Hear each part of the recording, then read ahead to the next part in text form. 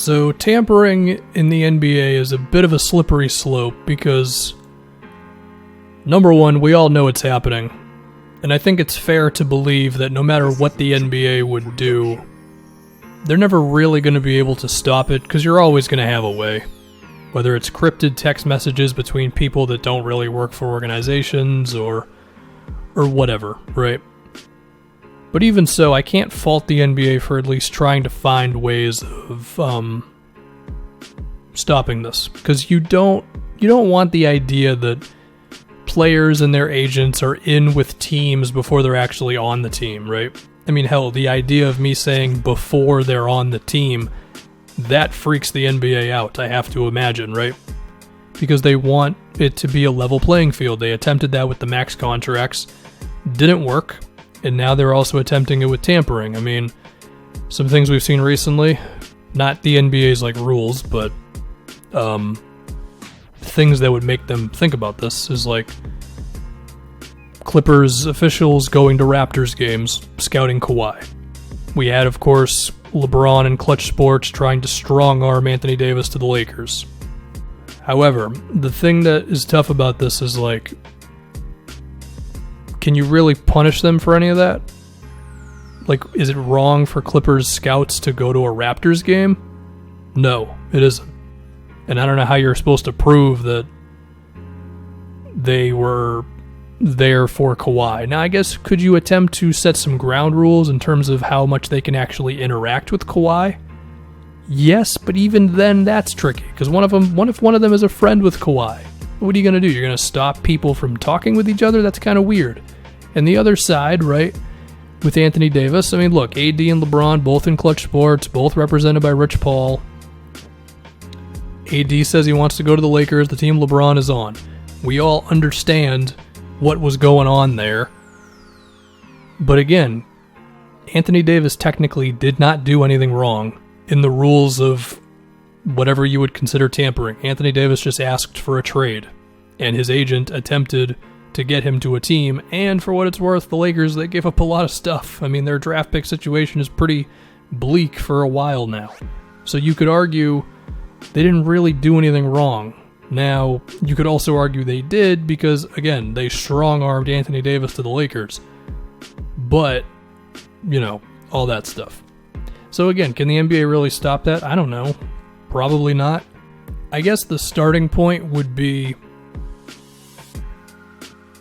like, we'll keep doing the Clippers and Kawhi, because I think it's easy. If it's like, would the Clippers have people in their front office who have direct text messages to Kawhi or Kawhi's agent, and it's like during the middle of the season or something?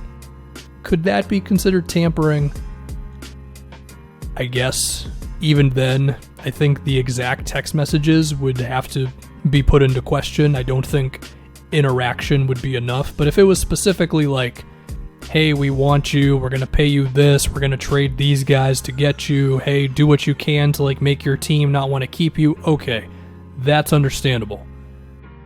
And perhaps it's also fair to not have that, but for like free agency, so maybe like the season's over, but the free agency period hasn't actually started, but you've already negotiated everything with each other. I guess I could see that too. But I do think the NBA needs to allow, like, something. Even if it's just, like are you going to be allowed, and when I say you, I mean, like, I don't know, the GM or somebody in the front office. Can you text an agent of a player and just say, hey, we would be interested in signing your guy this offseason? Is that going to be cool? Because even then, you can create implications off of that one, where it plants the seed of, like, oh, that team wants me? Oh, well then, you know, let me have one foot out the door of my current team, basically. I don't know. There's going to have to be a very fine line, and I'm just scared that the NBA is going to get way too controlling in all this. There's also the fact that you can just get around all of this by just how far do you want to go? Do you want to get people who are not directly involved with the organization, but are like friends with someone there. Like, you could go deep into it. Like, I think if a team is determined enough, they will throw out some sort of a bat signal to a player or an agent that says, we want you, and this is what we'll give you. So, yeah. As far as punishments are concerned, I mean, the real way to stop this would be either draft picks lost, or you're unable to sign or trade for the guy that you tampered with. But I think that would have to be, like, I mean, that would be the harshest of the harsh, right? And even then, like, what would the window on that be? Would it be 1 year? Because that would be kind of weird. It's like, oh, Clippers tampered on Kawhi. They can't have him for the next decade. That'd be kind of weird, you know what I mean? So, yeah. I guess where I just fall in all this tampering crap is, again, I don't really care. Like, in a perfect world, could the Grizzlies have the same chance of getting Kawhi as the Clippers? Yeah, but, like, Clippers are in LA. They started to show real life as an organization. Kawhi wanted to go there. Not much you could really do to stop that. But, you know, if it's going to be like, we're not going to let you have direct communication about a guy's contract or whatever while he's under contract with another team, then okay, fair.